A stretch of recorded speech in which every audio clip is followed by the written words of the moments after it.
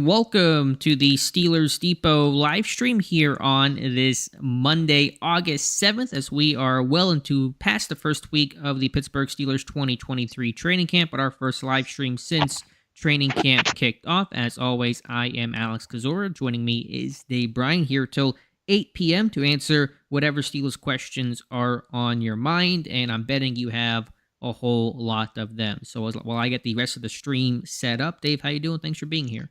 Yeah, I'm doing great, and Friday cannot get here soon enough. Yep, that is the Steelers preseason opener against the Tampa Bay Buccaneers. So let me go ahead and hit this one switch here, and we can get going. We'll start things off here because I know you guys probably have a ton of questions, and so Dave and I will try to get to as many as possible. If you guys could like the stream, would really appreciate that. It'll bring more people to the stream, bring more Steelers Nation together. And if you want a guarantee of your question being asked and answered by Dave and myself and done so as soon as possible, you can send us a super chat. No obligation to send the super chat, but always appreciated. Let's start off here with the man of the hour and Kendrick Green. A question from Matt Bell, who says, "Hi, Dave and Alex. If Kendrick Green ends up being the team's fullback and Connor Hayward is moved to the third tight end, how does that affect Zach Gentry's chances of making the main roster?" I think it's probably taking that a couple steps too far, Matt. I think what's happening with Green is fun and interesting and will continue this summer and potentially a role in the regular season, but I don't think it's going to have the domino effect that you're getting at.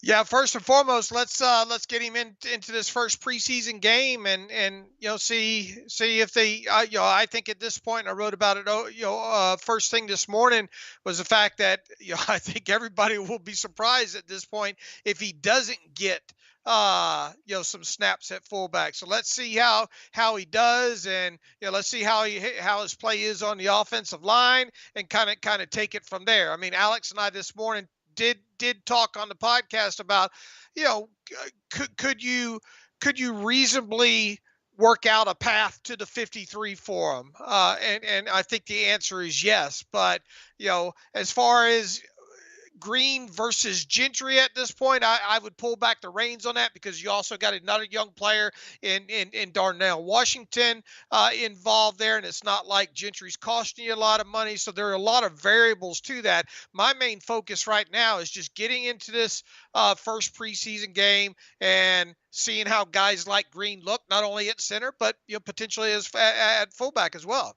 Yeah, I think you said it well. Let's see how he looks Friday. Let's take it one step at a time. He still has to prove himself as an NFL offensive lineman. That's where he's going to play the majority of the time this Friday. It's going to be at center. It's not going to be nearly as many snaps at fullback as it will be in the middle, but he certainly, I think, will get a couple of snaps at fullback. Mike Adesso, who was at Friday Night Lights driving up from Miami. So nice to meet Mike and say hello to him. He's been a big fan of the podcast and the site for a long time. Says, does it seem any more likely that Gentry makes the team after 2 weeks? I'm still in the camp they're going to keep all their tight ends. I don't know if Gentry will be active or not, but I think they want to have that backup plan where if Darnell Washington is active and getting the hat over Gentry, if he were to go down, they have that big body type of blocker as a backup plan because of this run-heavy physical identity this team's trying to build.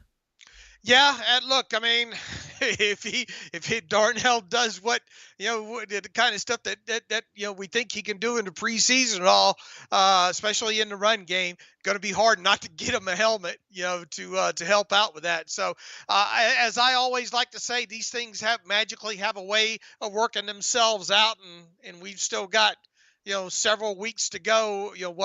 From Sunday, for 5 more Sundays to go. So a lot can happen between then. So, I mean, do I know exactly whether or not Darnell Washington's going to be active or inactive for the first game? No, not at this point. But once again, I mean, I think if you see what you want to see out of him, especially as a run blocker, going to be hard not to give him a helmet. Yeah, for sure. Let's see from Mutated Genome. Hello, Alex and Dave. Who has most impressed you and who has most disappointed you so far in camp? I know you're not there, Dave, but I'll let you go first because I went first the last couple of answers. Just from what you've heard from me and you've seen some of the video and read the reports, who's somebody that sounds impressive, appears impressive, and somebody you maybe were wishing to hear a bit more about? Yeah, and look, I'm dealing with secondhand information there, right? Hmm. And a few clips off of the internet. I wouldn't say that really anything. I will tell you this: the things that have kind of stuck out to me. First and foremost, uh, we've done a lot of talking about Elijah Riley. That's somebody that I really want to see how he performs in the slot here during the preseason. Because kind of going into camp and all like that, kind of wondering if he really had a legitimate shot at winning that slot position. It sounds like, according to everything that you've putting out there, Alex, that he's having a good camp and is a legitimate candidate to win that spot there. I mean, George Pickens is just doing George Pickens things every day, so that's not surprising. I like the fact that some of the stats that you put up, and yes, we know they're only training camp stats and all like that, but the whole Calvin Austin thing and the explosive plays. I mean, look, we've talked several times. This offense has got to have more explosive plays in 2023. And if you go back and look at what Calvin Austin did at Memphis and his explosive play rate and all like that, it's obviously worth getting excited about. As far as disappointments, I mean, well, look, another name, Kenny Robinson. We've talked a lot about Kenny Robinson, how he's Hmm. kind of come out of nowhere. It's going to be interesting to watch him. Until we get past the first preseason game, it's unfair for me to sit here and say, well, this guy's been disappointing because I haven't seen him. Sure. Yeah, for me, I echo all the surprises. I think Robinson has kind of felt like this year's camp darling. The ball skills, the aggressiveness on the football, and the guy can hit and has some size. While he's maybe not as versatile as an Elijah Riley, hasn't really played anything other than safety. He's been available when that line's gotten thin, and the guy's got 3 picks in training camp, and that's going to get you noticed. Joey Porter Jr.'s had a not that that's a surprise, but just guys having good camps. Has a small ankle injury right now, but he's going to be okay. In terms of disappointments, it is harder to think about those, and I do have generally a more positive lens before the games start, and you can really review things, especially O-line, D-line play. I would just say 2 things on that. I was hoping there'd be more competition for that third running back spot. McFarland's had a really fine camp, and so it's not a critique of him. I just thought maybe you'd hear more from Darius Hagans and Alfonso Graham getting hurt. I thought there'd be more of a battle there, and there really has not been. That's been maybe one of the most surprising things in a slightly negative way this camp. And again, not as much his fault, but for DeMarvin Leal to miss quite a bit of time in training camp so far, to not get a real good evaluation on him as we head into our first preseason game has been disappointing. Now, I think he's going to practice Tuesday in full. He looked very close to a full return on Sunday's practice, but I was hoping to be able to report back a bit more about Leal. All right, next question comes from AB.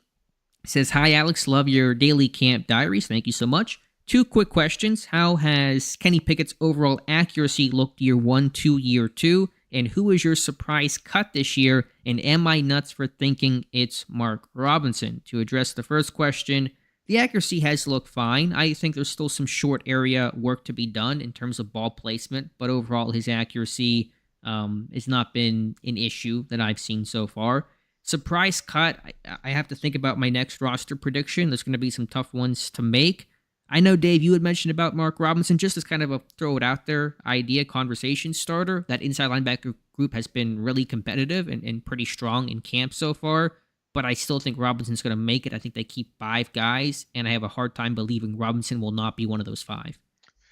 Yeah, look, if you look back at my initial 53 man, I obviously had Mark Robinson on there, but as I've stated on the podcast and all before, just how safe is he? I mean, I put it to you this way. I'm not writing him in pen just yet. I want to see him get through a couple of these preseason games. I mean, obviously he's gotten more than his fair share of reps. I think you even stated in with a couple of those guys dinged up that Robinson was getting some first team reps and all like that. I just worry about his inexperience because once again, this is why he is a guy that I really want to watch, a lot more of during the preseason, because we're talking about a guy that only played less than 50 defensive snaps last year during the regular season.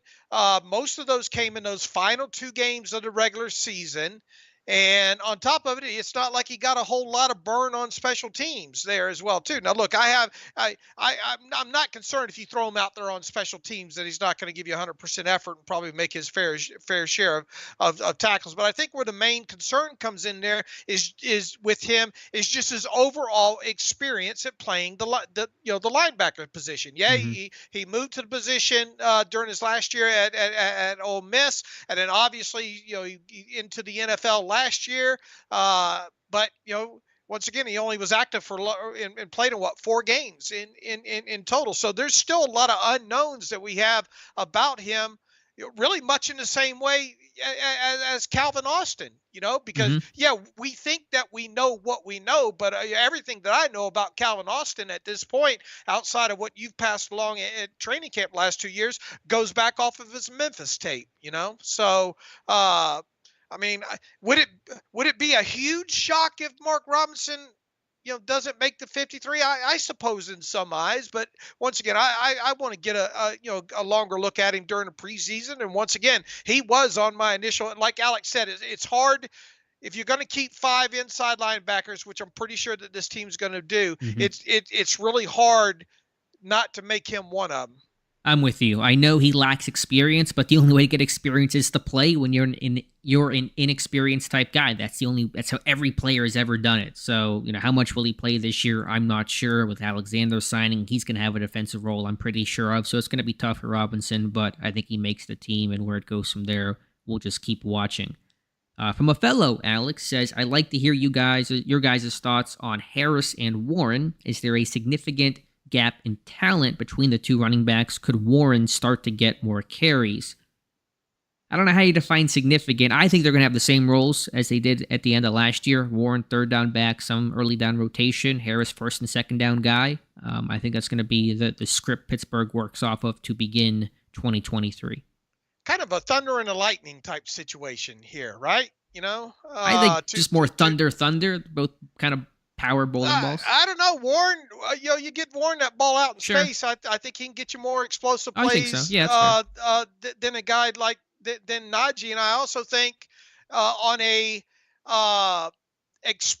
explosive carry rate when it comes to carries.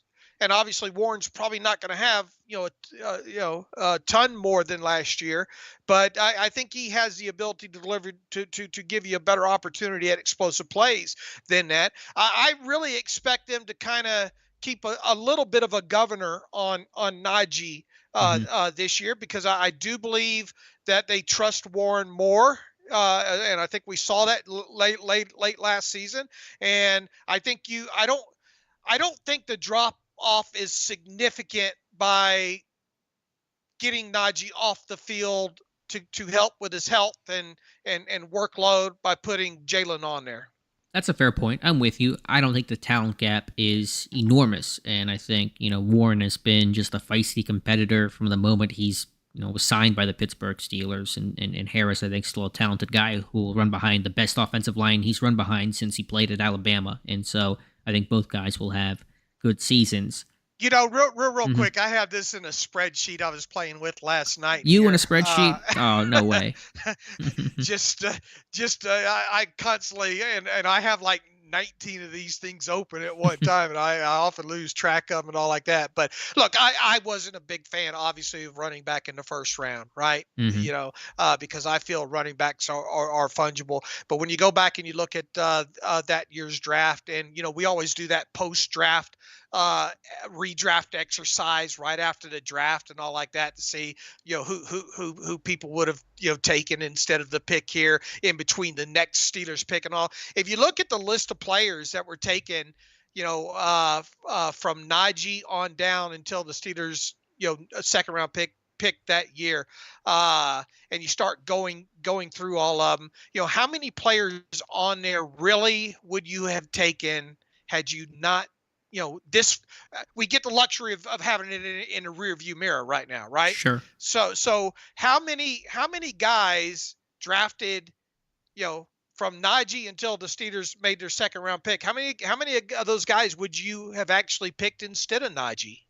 And I'll just to I'll hurry this along. Okay. I'll rattle them off real quick of the names, and people in the chat can chime in. All right, Travis Etienne, Greg Newsome, the corner, went to the Browns. Rashad Bateman, Peyton Turner, Eric Stokes, Gregory Rousseau, Odofe Owe, defensive end for the Ravens. Joe Tyron, Tyson Campbell, Elijah Moore, Javonte Williams, Javon Holland, Landon Dickerson, Christian Barmore, Tevin Jenkins, Richie Grant, Levi Onwuzurike, Liam Eichenberg, Trevon Morig, Calvin Joseph, Walker Little, Jackson Carmen, Asante Samuel Jr., Aaron Banks, Rondell Moore, Aziz Ujulari, Sam Cosme, Jeremiah Owusu Karamoa, Dylan Randuns, and Deo they would the Colts. Yeah, the Colts edge. Yeah, Vanderbilt, dude. Boy, I couldn't pick a that was a lot of tough names ones for Dave pronunciation guide here. But that's the list. How many of those names that I named off there? Who would you have picked of that group other than, let's say, Najee Harris? Sure. I mean, I think just off the top, the question will be who was the better back in the class, Etienne or Harris? Etienne had a really good year after missing his entire rookie season, so it probably starts there. I think Dickerson has been a good player. Holland's turned into a good player for Miami. Bateman, when healthy, is a really talented receiver. So there may be a couple. I don't know what my answer precisely is, but there's some good talent behind, I think, Harris there.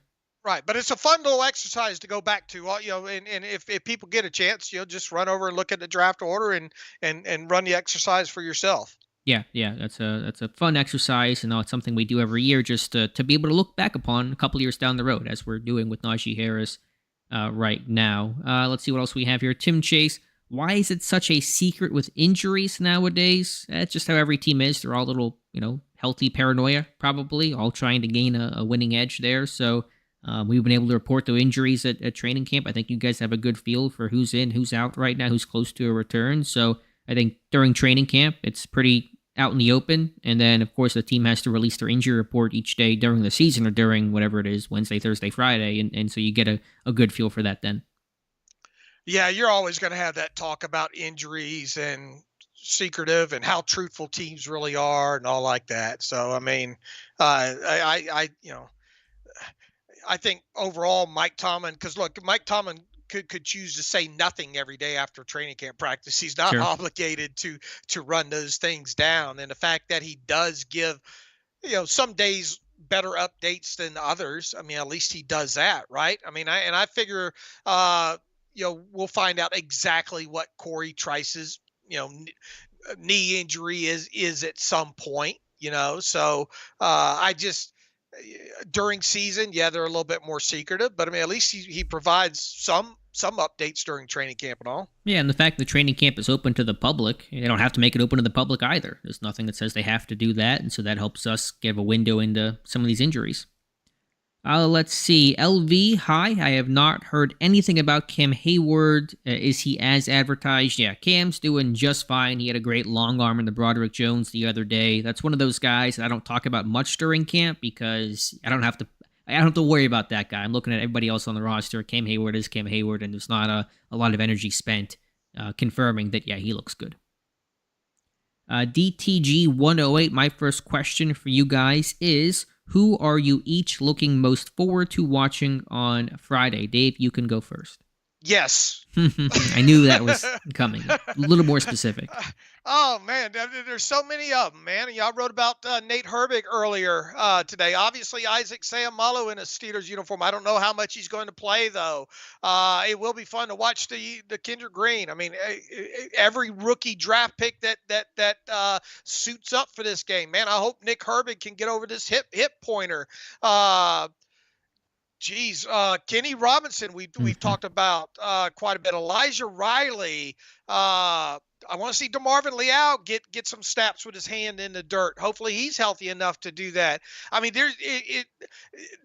this is like, this first preseason game is like Christmas to me, because I'm not there at training camp and I'm having to get my information from, I trust Alex's, reports and all like that, but there's nothing like getting eyes on things yourself. So, I mean, for me to sit here and say which one I'm specifically looking the most forward to, I can't, because it's just such a long list. Sure, I'm with you. You want to look at everybody, the guys, even the guys you feel like you know about watching them in camp. You want to see them inside a stadium, and so that's going to be really important overall. If I had to give just a couple of names, Calvin Austin, I think it's going to be 1 year exactly since his foot injury when Pittsburgh kicks off on August 11th, which is a pretty cool milestone for Austin to play in that first game finally. Kenny Robinson, that camp darling, can he, be able to carry that over? And then Keanu Benton, I want to see some of those trench guys as well. So I think those are 3 names that I'm looking for.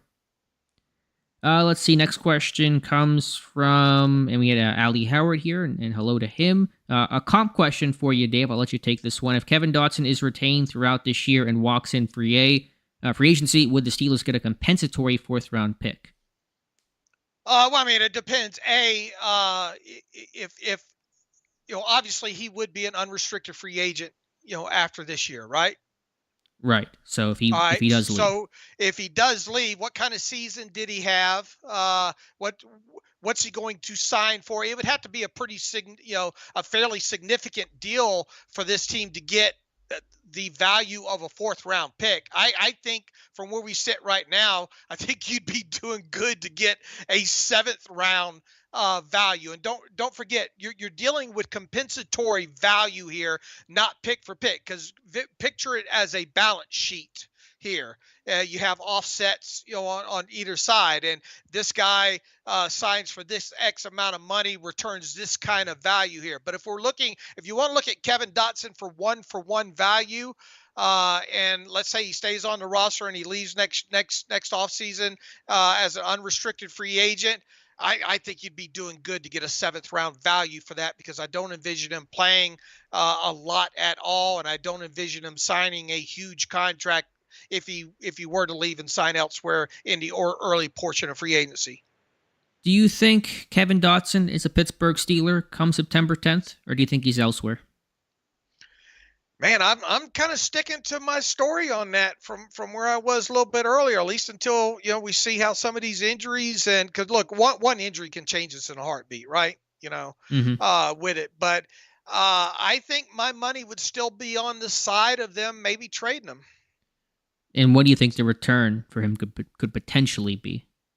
Well, I mean, I wouldn't trade him for just, if a 7th was all I can get for him. I mean, geez, I would like to think maybe a 6th probably, or a low 5th or something along those lines. And look, you want to talk about a guy to root for to have a good preseason? For that reason alone, it would be with Kevin Dotson. And but barring injuries right now at this point, my money is still on him being dealt for something there right at the start of the season. Okay, I'm not sure where I'm at. I'm kind of 50-50 right now, to be honest with you, but the health of Pittsburgh's offensive line is the first place to start that conversation. I got a $2 super chat from John, who says, what should we realistically expect from Kenny? Yeah, I'll have kind of a stat prediction before the year begins. I mean, if he's, 20 touchdowns, sub double-digit interceptions, manages the game relatively well, some big plays late, more explosive plays downfield, uses his legs some with, 3 rushing scores or so. That's probably what my thoughts are from him, but I really hadn't sat down and thought about it too much. I want to just watch him all this summer and then kind of have a thought as we go into the fall. Yeah, look, I mean, once again, we'll get through the preseason and all on him, but I mean, I would like to see him exceed some of those over-under numbers that are floating around right there over the, 18 and a half touchdowns and I don't know, what was it, 3,400, 3,500 passing yards. More importantly, though, keep the interceptions down, keep the sacks down, get that adjusted net yards per passing attempt number 6.5 or better. I think if you look at the second half of the season, minus the Saints game, because I think he was sacked like 5 or 6 times in that game. I think if you look at that kind of in a vacuum with that adjusted net yards per passing attempt number, it's pretty respectable. It's where probably you would expect a rookie to be in that. And I think he can take the next step forward in that. And look, if he's not turning the football over, and if they're winning it, if they're doing the things in situational football that they need to do, especially in the red zone there, whether it's with his arm or with the legs there, I will say this. I think a reasonable expectation with him, and this is just very raw number. I just think he can exceed 6.5 adjusted net yards per passing attempt number. And if they do that, and he stays healthy, and the rest of the team isn't turning the football over, I think they have an opportunity to win some games. Yeah, I think so. That's a good target to hit. So I'll have hopefully a better answer for you come September 10th or right before then. I want to thank you guys again for being here. Please like the stream. Dave and I here for just over another half hour, answering as many questions as possible, so be sure to get them in as soon as possible. Jonathan Stevens has a question. He says, something he's not heard much about, some of the special teams guys missing from offense, Snell and Watt, for example. Who replaces these guys since there's no fullback, and Ant Mac is not an ideal teamer? We'll be able to examine that more in-game. During practice, it's a bit more skeleton, but in terms of the punt team, for example, Snell was a wing on there. We've seen Elijah Riley, Trey Norwood get work there. Miles Killebrew is the up-back, replacing Marcus Allen. So some of that will still be to be determined, especially as you get into a game. It's hard to really evaluate special team success and capability, and just, they never tackle in those sessions or anything like that. So you kind of find that out whenever you get into an actual, stadium. Look, there's several guys to keep eyes on in special teams, not running back related. Now, look, it'll be interesting to see, if Anthony McFarland Jr. can get himself attached to at least maybe one special team unit. But guys we've already talked about: Kenny Robinson, Elijah Riley. What is Chandon Sullivan? What can his additional usage be? Obviously, you expect the guys like Miles Boykin to come out of the gate strong. Connor Hayward's a good special teams guy. Who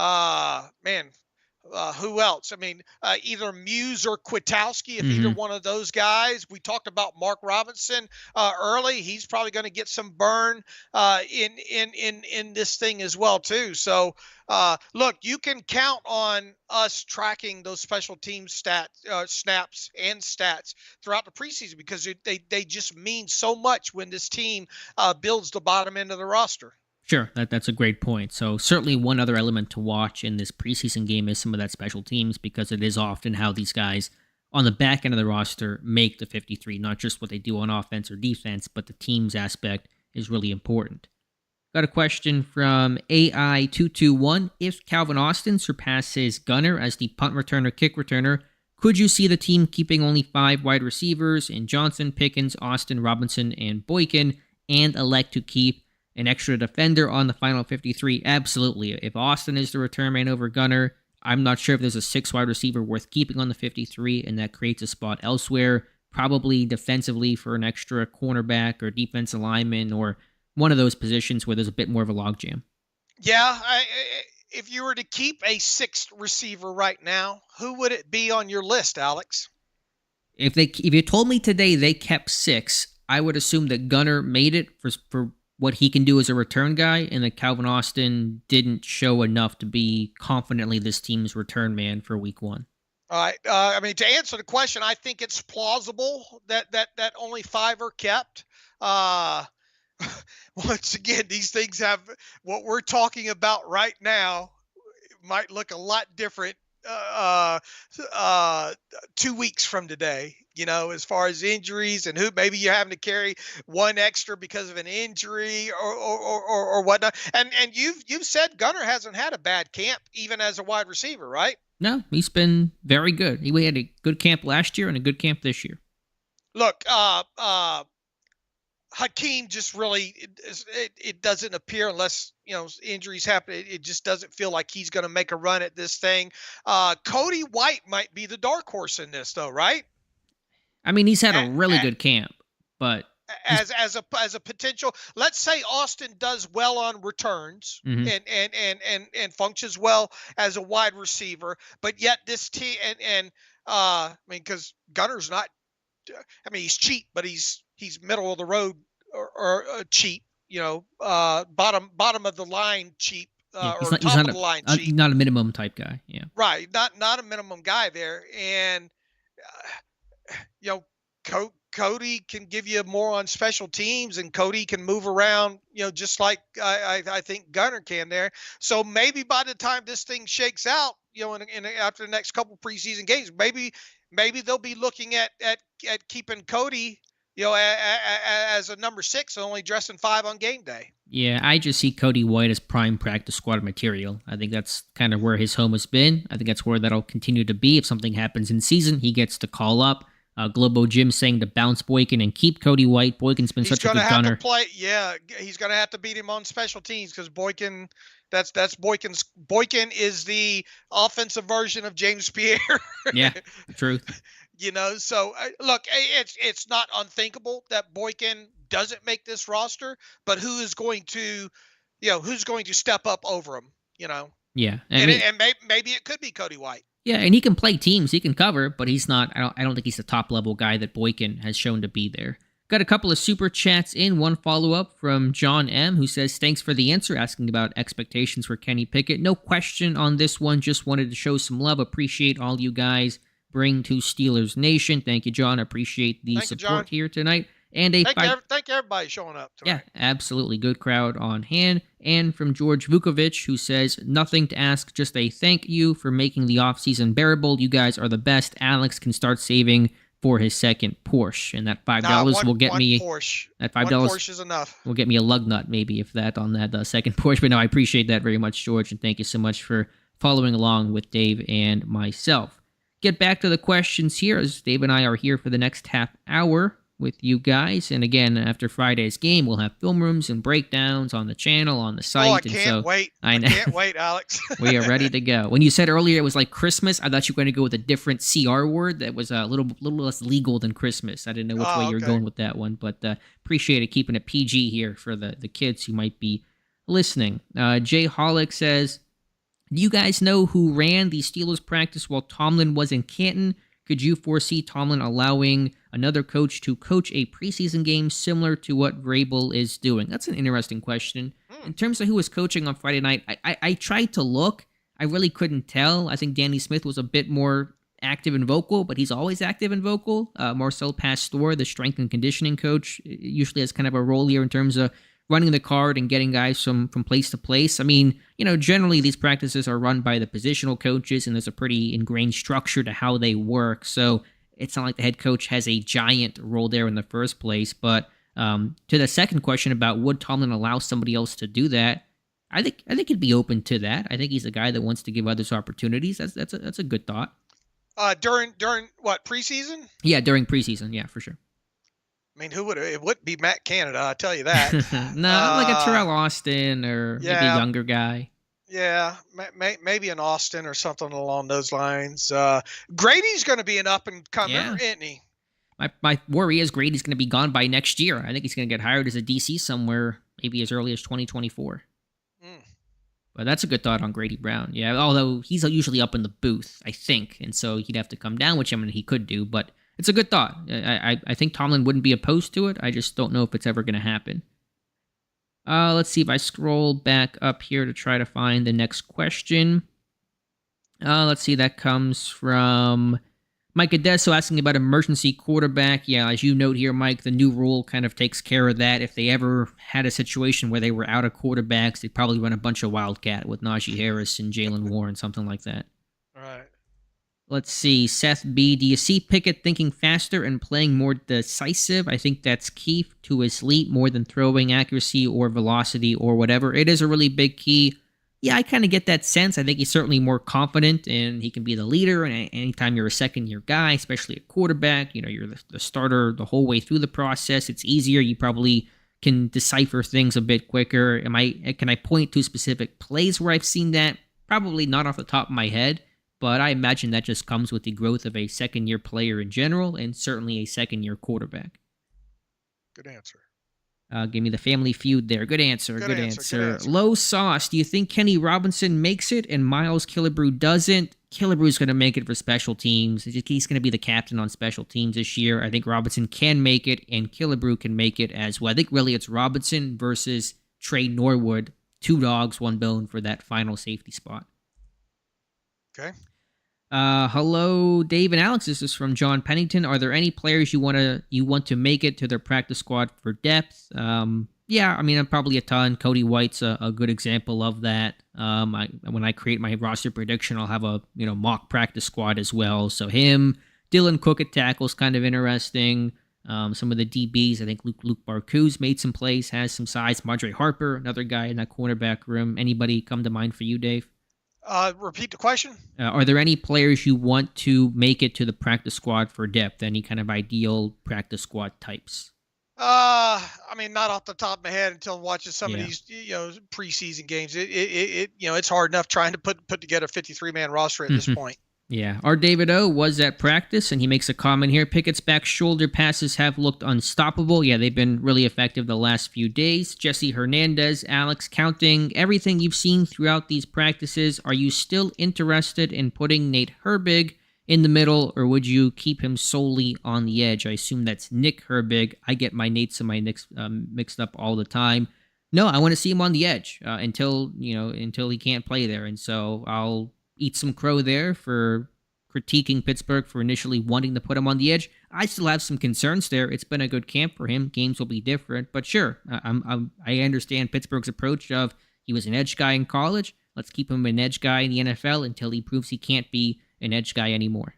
Look, you hit it right on the money there. I mean, at this point, look, he's having a good camp by all accounts right now. Good get off and all like that. Obviously working close with picking TJ Watt's brain and all like that. But let's get underneath the lights and let's see how it goes. That way, and especially against the run.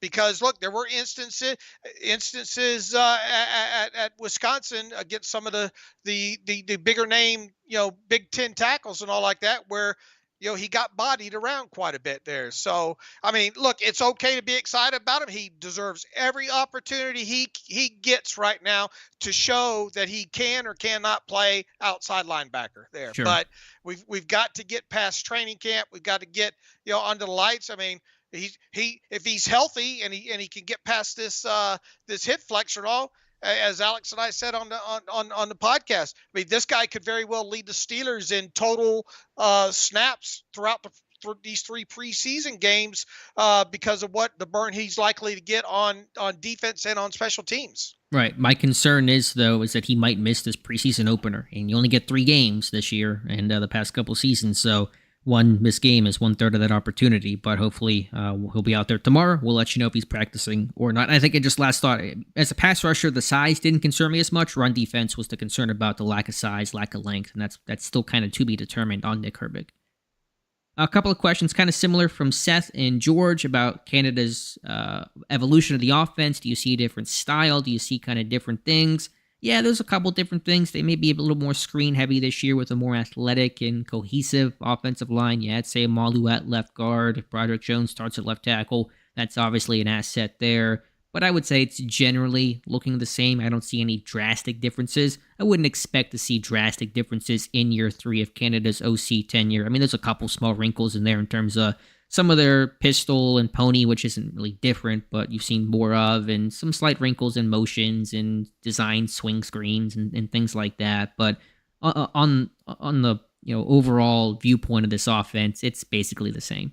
And it's going to be fairly vanilla throughout the preseason. So don't make, hard. You're looking at player performance there, less so about scheme. I wouldn't, people are going to get upset. I know if they don't see them score 30 points in preseason games here or something along those lines here. I mean, yeah, we'll be looking at scheme obviously, but I mean, teams generally keep it pretty vanilla because the idea is to get the players to play fast. Right. And so you're able to evaluate them. Exactly. I think people think it's vanilla so teams can't get a game plan on you, but I think it's more about, as you said, them playing fast, not thinking, and allowing them to really just play to their ability. 97 here in the chat. Really appreciate that. Can we get triple digits? Probably been a little bit since we hit triple digits consistently for a live stream coming off the off season. So if you guys could like the stream, tell a friend to come in, hang out, ask a question. 20 minutes left. Would really appreciate that. Sebastian making the point about Kenny Robinson might be overtaking Norwood's roster spot. That's possible. Like I said earlier, I think it's 2 dogs, 1 bone for them. Zigman's asking, do you think it's a foregone conclusion that the Steelers won't win the division? Other divisional rosters seem less deep at skill positions, pass rush, quarterbacks more injury prone. No, I wouldn't call it a foregone conclusion. I think it's possible, but I think the Bengals have the right to be the favorite right now. Yeah, and I think it's the Bengals and the other 3 is the way I look at it right now here. And look, a lot of things, injuries can turn this thing upside down in a heartbeat. I think one of the positives, if you want to hang your head and look, and the Steelers have had a lot of when it comes to the Steelers and off-season turnover, this is a really turned over roster overall. But going back to last year, the fact that every team in this division went 3-3 against each other, right? Right. And the fact that the Steelers were able to hang in that and get their part of the 3-3, I think speaks a little bit. Now, once again, it's a hugely changed Steelers team this offseason here. But I don't think it's a foregone conclusion that they won't be able to compete for the AFC North title. I think first and foremost, though, you look at these first 6 games, though, it would behoove them to come out kind of quick on that, because especially look, you got one against the Browns in there, right? And it feels like you got some potential winnable games within those first 6 as well too. And obviously, I think this team's got to go at least 3-3 within the division to have a chance to win the division. But with all that said and done, I think the Bengals have every right to be considered the favorite. Now, as far as the pecking order, to me, it's the Bengals and the other 3 in there. Sure, that's a good way to go about it. I think each team in the North is optimistic and hopeful and believe that they can A, get to the playoffs, and B, potentially make a run. So yeah, it's not, this is not the Arizona Cardinals and they're going, yeah, we're not going to win the division this year. I mean, Pittsburgh has a chance. Are they the favorite? No, and probably not all that close to being the favorite, but they certainly have a chance. There's no question about that. Seth says, do you guys see a world where Pickens is the number 1 receiver in terms of most targets? I like Deontay, but Pickens' talent is just silly. Time to feature him and force defenses to stop him, right? I don't want to say that there's no scenario in which Pickens can't be the true number 1 statistical receiver in this offense. I think that gap between Deontay and Pickens' numbers will shrink a bit this year as Pickens becomes a more well-rounded type of guy. But I think, because he's still a bit more that vertical clear out, front side of the formation, some more traffic kind of guy, I think Deontay's always going to kind of get the most number of targets because his volume share is still pretty heavy. And with both those guys, I'm not concerned about which one has more catches or more yards. Sure. To be honest with you, when it comes to my gut tells me that Deontay will slightly lead in both those categories at the end of the season. But as you say, I think the gap, could look. One of those guys better not miss a game because it could be the difference in it. When it comes to that. But here's the thing. You got to get the ball to both those guys out in space better, both of them. And, Pickens has talked about, working on more slants and middle of the field stuff and all like that. So regardless, they have got to get the ball. And Kenny's talked about this as well too. They got to get the ball to those guys out in space more where they have the ability to get those extra yards after the catch. They cannot be at the bottom of the league like they were last year in yards after the catch, because you're gonna run the risk of being on the losing end on a couple of those games. Right. They have to improve that. That's one of the key core stats that we'll be watching and tracking on basically a weekly basis. Joey Jr. with a comment says, I hope Warren takes Harris's job by next year. So that's a comment there from Joey Jr. Tigers fan 42, what are the differences you've seen so far between Broderick Jones and Dan Moore? Still evaluating that. Obviously, Jones a bit freakier, more athletic, more comfortable in the system. Dan Moore is there, kind of a play on words. So that's probably what I've seen so far, but we're going to keep watching and get a feel for that, during these preseason actions. Dave, any thoughts there on? I guess you haven't seen it yet, but in terms of Jones versus Moore. Yeah, I want to see him. It's another young player that I'm looking forward to see, under the lights there. So I'm going to punt until I see more play here. Get more action there, and then obviously Jones's first action. All right, good deal. Let's get back to the questions in terms of the 15 minutes that we have left. Let me scroll back up and find it. If I can see about those people asking about Tyson Campbell and your question you had asked earlier. Let's see if I can find a question. This is from Brain Cells on Fire. Hey Alex, is Kenny underthrowing too many receivers on his deep ball, and is he using the back shoulder as a crutch? I wouldn't call the back shoulder a crutch. It's a really effective play. Some big body receivers who can catch the ball, and so use it as much as possible. There's been some underthrows, but there's some speed at receiver and some chemistry to be built. So Pickett's arm's never going to be fantastic or amazing, but I'm not particularly concerned about whatever lack of arm strength Kenny Pickett might be lacking in. All right. Let's see what we have here. Mike Adesso joking. Is Kyle Dubas already better than Omar Khan? Definitely heard that topic today. Gotta love Yinzer Sports Talk Radio. Yeah, that's the Penguins GM swinging that trade for Erik Karlsson, which seemed to be a really good deal overall. LV, with Calvin Austin being so small, is there a concern with him getting injured doing returns? I mean, I guess naturally, but a lot of successful return guys have been smaller. It's kind of their world they live in, so it's not a concern enough where I'm gonna not put him out there. Right, exactly. And look, I mean, I understand the concern. I mean, he's one of the, when you look at guys that the Steelers normally draft, especially in the first 4 rounds, he is a little undersized compared to, kind of recent history within that. But he also has speed and elusiveness and stacked up the explosive plays. Look, it's a big season for him, after missing, obviously getting hurt, with that foot as a rookie. But, the early returns at least are good. Mike Tomlin had a lot of praise for him coming out of that practice the other day there. So let's get him in a stadium, something we've never seen yet. Yeah, for sure.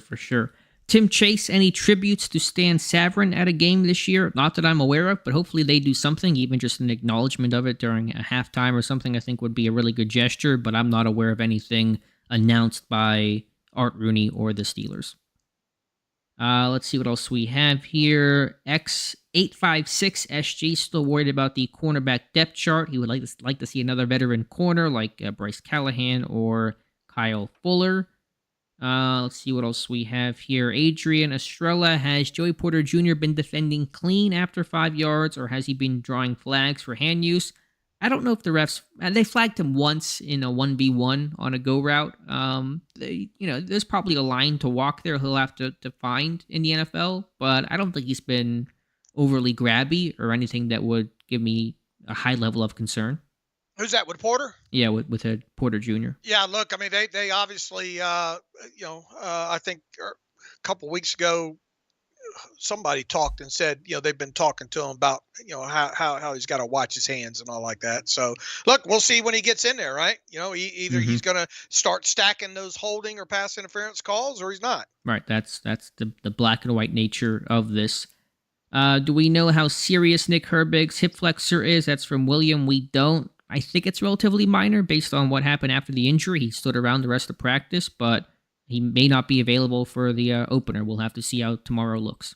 Yeah, look, you would like to think with, let's see, there's the Tuesday, Wednesday, and then Thursday's kind of a walkthrough, right? Mm-hmm, yeah, it's a closed walkthrough.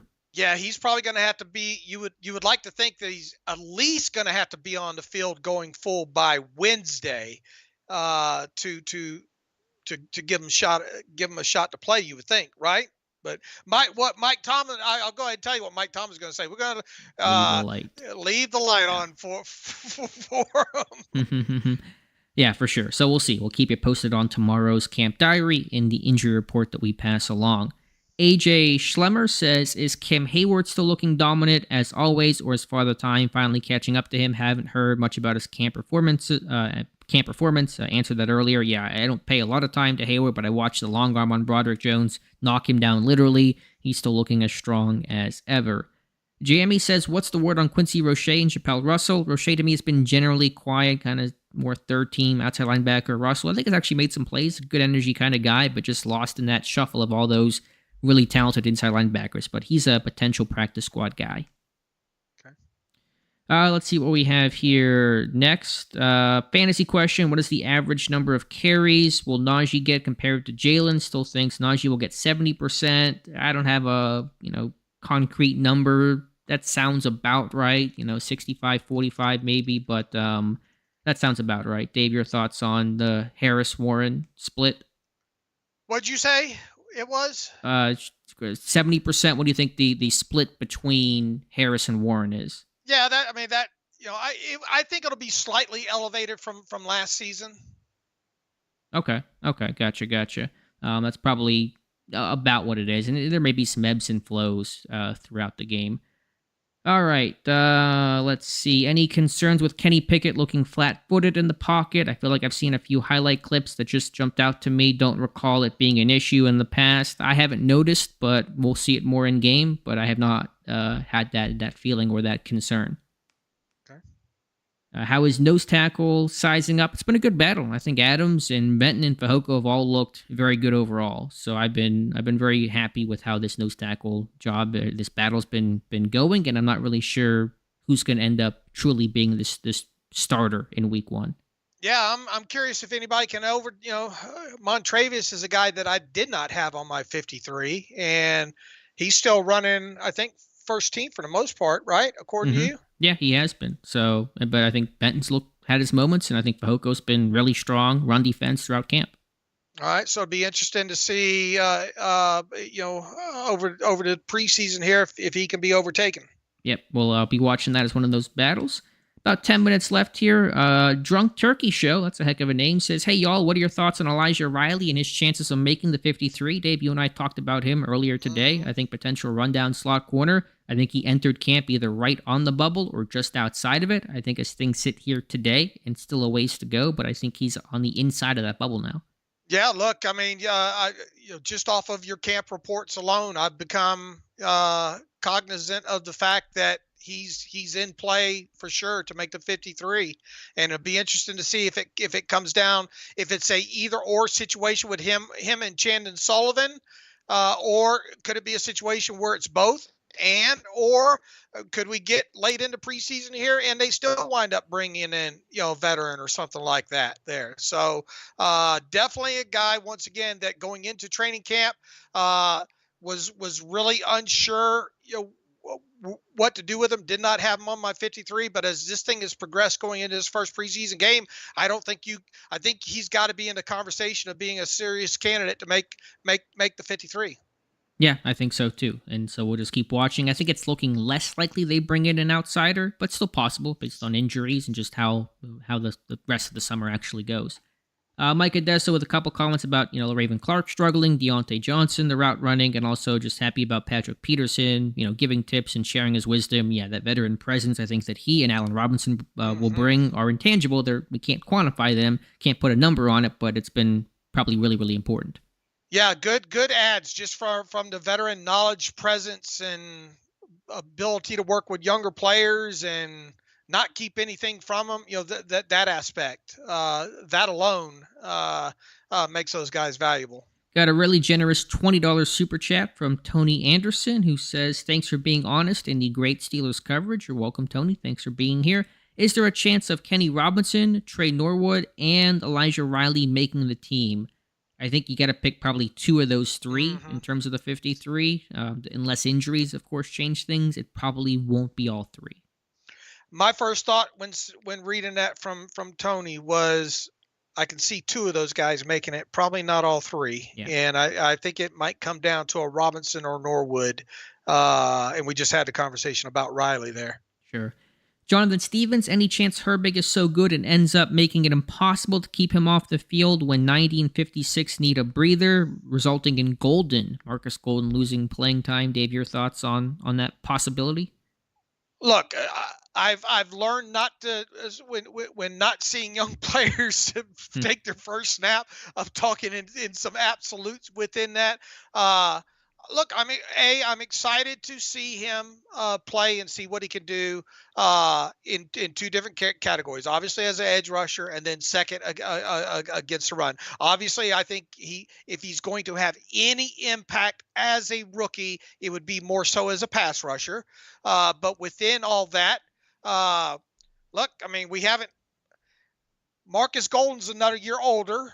You would like to think that he could at least give you what he gave who was it, Arizona last year, right? Mm-hmm. Yep. And unless Marcus Golden looks like he's aged 5 years in 1 year, it might be hard to get Herbig on the field. Now look, do I think Herbig will play some snaps as a rookie? Yes. How he does in those snaps will obviously mean a lot. And if it, like the commenter says, if it gets in a position where, man, he's coming in these obvious pass rush situations and he's getting pressure, I mean, it's hard to leave a guy like that off the field, right? Especially if Marcus Golden's not providing that. So it's more of one of those things, if come and let's watch it play out. My gut tells me at the start of the season, you're only going to see Herbig on special teams. It's a good problem to have, that's for sure. Much better depth, it looks like, this year than last year. If Herbig has a good summer, the way I think it might go is they play sides. Herbig at one side, Golden the other side, and that's how those two would rotate in. So everybody's always fresh. They're rotating in. Both guys are getting playing time. That's a possibility to that, but Herbig, of course, has to carry this early success over. And look, you're one injury away from, shaking all that up. Yeah, right, absolutely. And that's why they, not only draft Herbig, but sign Marcus Golden as well, for hopefully to insulate yourself as much as you can, insulate yourself against injury. Got a $5 super chat from Seth B. Says, definitely agree, George Pickens and Deontay Johnson both need the ball in space more for Yak. So if the offense is structurally similar, what would be the path to achieving that? When I say structurally similar, I just mean in terms of formations and the jet motion and just the overall look of it. The route tree can be changed up. I think for Deontay, he certainly can and needs to be used on more slants and middle of the field type routes. And for Pickens, it was more of the natural evolution of his game, where year one, he kind of was who he was. He was the vertical clear out guy. And in year two, you're going to start, rounding out the edges in your game. So I think, structurally, it doesn't have to change for Pickens that much. He just has to evolve as second year players tend to do. And with Deontay, I think you just changed the route concepts a bit. Yeah, not so many comebacks and curls with him. Give him an opportunity to run backwards more. after the catch. Hey, I'll be. But look, I think he's. That's probably been made apparent to him at this point. Just go get the easy yards. I think in his head he's trying to make a play. He's trying to take everyone to the house, and that's getting them. Going a little bit backwards after the catch and all like that. And another thing too, that's been a constant problem with him is him losing his footing coming out of breaks, and that goes all the way back to his time in Toledo there. So, but we've got to see less of these curls and comebacks to all these receivers, and we do have to see more slants, more seam stuff, more cross, Y crosses over the top, Yankee concepts and all like that, because you've got to get the football, and people are going to get aggravated, but they probably need to run a handful more wide receiver screens to give these, if they get the numbers and the right look as part of an elongated running game. Sure. Because especially if you're going to have Calvin Austin out there as well too, you've got to be able to get the ball in the hands of your playmakers out in space and let them do what they're paid to do, and that's make yards after the catch. Yeah, I'm with you 100%. I really think the best thing for Deontay at the start of the year is to find the end zone. Just end that drought, the touchdownless. I'm sure it weighs on him as heavy as anybody, and maybe he presses a bit because of that and gets extra frustrated whenever he can't get in the end zone. So if he could score in week one, man, that'd be the best thing for him to start a season off. A couple minutes left. We'll try to get through as many questions and comments as possible. Jamie says, Dave admits the roster turnover. The credential talking heads avoid that truth like the plague. And so I guess you're the truth teller here, Dave, about the I think it's pretty obvious the roster I turnover. mean, you look at the roster now. Look at it from last year. I mean, it's hard to deny the hard facts, when it Sure. comes to that. Let's see. Nola thinks that Pickens could be the GOAT. Still a ways to go, but wonders if Kenny has the arm to command a bomb-happy type of offense. All right, I guess we'll keep watching and see how the progression looks for both those guys in year 2. CC about left tackle. Nothing indicates that Jones will pass protect well anytime soon. I was hoping the solution would be Washington placed next to Jones. Are they practicing that? I probably haven't paid attention to that in particular, so once we get into the game, we can probably see that a bit more. CC, have the Steelers restructured TJ yet? Dave, correct me if I'm wrong. They have not done that with TJ?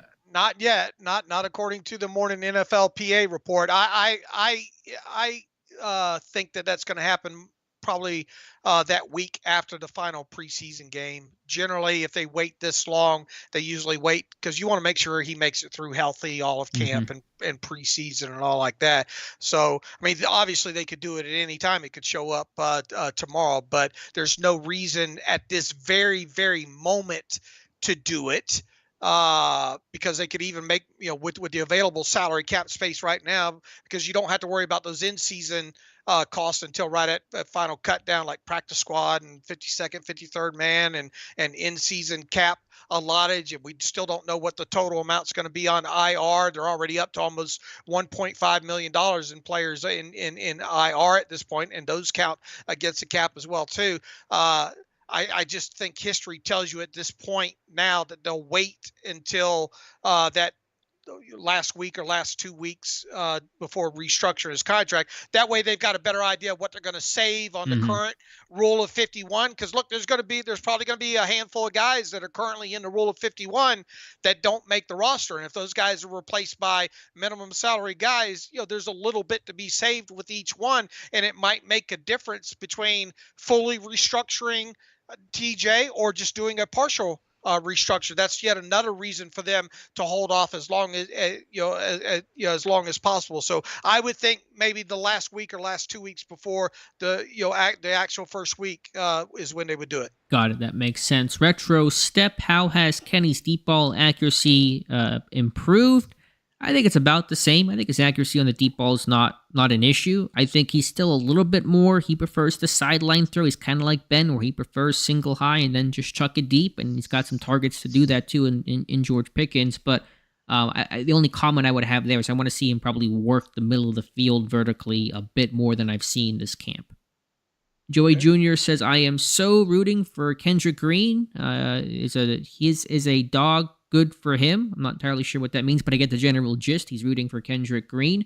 Holman's asking, how is Mason Cole doing? He's fine. He's solid. He's consistent. There were some snapping issues, I think, early on in camp, but overall, he's a steady Eddie type of dude. What else? Just keep him healthy. Yeah, for sure. What else? Poor guy had to gut through a lot. I think from about the middle of the season on, didn't he? Yeah, he was. I don't know if he was healthy the entire season, to be honest. I think he was even kind of dinged up in training camp. Not that it matters much. I'm just seeing the tweet here from Adam Schefter, just kind of the funny role reversal. So you know how Kendrick Green's getting compared to Patrick Ricard? According to Schefter, Ricard is now exclusively working with the offensive line after he was activated off of PUP. So Green goes from O-line to fullback, Ricard goes from fullback to offensive line. It's a funny world we live in, Dave. You never know in this what you're gonna wake up to when covering the NFL. You just never know. That's for sure. Just a couple more comments here. Woods 2323 says game number 1 in 4 days. Excited for that. We're excited as well. Jamie says, how many linebackers typically on the 53? It's 9 or 10. I'm thinking this year they're going to keep 9. That sound right? Right. It sounds right to me right now as well, too. 4 outside linebackers, 5 inside linebackers. Feels right as we sit here right now. Nick says, who starts at inside linebacker? Isn't Quan the best inside linebacker that they have? What have you seen in camp? Still watching, still evaluating. I think Alexander will have a defensive role, even if he doesn't technically start. I think you're going to see a rotation there of names. I don't think it's going to be just 2 guys and nobody else. So it may be some sort of combination of Holcomb and Roberts and Quan Alexander. All right. M456, are you ready to say you were wrong on Herbig being an outside linebacker yet, Alex, or do you still need to see more run defense? I'm open to it. I think I now understand Pittsburgh's point, but I want to see more run defense and go through this summer before we're still 10 practices in and only a couple of them in pads, so there's still a long ways to go. Right. How many or will any starters play on Friday night? I forget what they did last year. Do you remember how they handled starters last year in their opener, Dave? No, I don't, but I can go back and look real quick. Okay. I mean, I know the starters played a fair amount last year. This 3 preseason game situation, the starters tend to play a bit more. There isn't, first game, fourth game starters sit, second, third, they kind of play. It's a little bit different calculation now. So I know they sat a couple guys with some of the start. Freiermuth did not play last year in the opener, but here was their starting offense according to the game book. It was Moore, Kendrick. Did Kendrick Green start the preseason at left guard? I think he did. Didn't he? Wasn't Dotson banged up or something? That sounds right. Yeah. Mason Cole, James Daniels, Okorafor, Kevin Rader got to start at tight end. The wide receivers were Pickens, Olszewski, and Sims. I think Deontay banged up with something? Yeah. Or was it the contract? Or just getting conditioned off the contract or something like that. And they started Trubisky and Anthony McFarland, obviously Najee. Here are the guys that notable guys that did not play last year in the preseason opener. Claypool, Deontay, Najee. Ooh, who else was notable? Said Freiermuth, right? Freiermuth, Minka, Cam, Highsmith, Ogunjobi, Freiermuth, Watt, Alualu, and Hayward. Those were the notables that did not play in the first preseason game. Now, some of those guys I think may have been a little banged up, in there. But Mike Tomlin should lay out. I'm expecting, everybody that's healthy on that first string offense. I could see him playing at least a series. Does Najee Harris play, you think? Yeah, that's a good question. I don't think Najee does. I wonder. I think Warren does, but I wonder if Warren even will play. I think he probably will a series or two. I'd want to get them all out there together. To be honest with you, now whether they will or not, we'll obviously see. I'd like to see that first string offense play a series. And Mike Tomlin should have a presser Thursday. What day does he do his pregame presser? I think it's Thursday, isn't it? Yeah, it sounds right. So Wednesday or Thursday? Yeah, well, it might be actually Wednesday, because I don't know if he talks after practice. It's one of these practices where he doesn't speak afterwards. So yeah, anyway, we'll find out, but probably expect some of the superstars, big-name guys to sit, and we'll take it from there. Is Kendrick Green really working on ball security drills? He is. The Steelers account did not lie. He's out there doing that. We'll see if it continues. And that probably is going to wrap things up. We're a little bit running long here, but that's okay for the first stream since training camp began. Thank you guys so much for the support and being out here today. Really good turnout. Really happy with you guys asking questions. And Dave and I will return in 2 weeks to talk about some preseason action, some football inside stadium. Should be a lot of fun. So thank you guys for being here. Dave, as always, thank you for being here. And thank you for doing this and carrying it along. All I had to do is sit here and answer some questions. Thank you, everybody, for showing up tonight. Peace and love to all of you. Stay safe. All right, there'll be an archive version of this on Steelers Depot in just a little bit, so if you missed part of it or want to go back and listen to the whole thing again, you can do so on Steelers Depot in just a little bit. Thank you guys so much for watching, and we'll talk to you soon.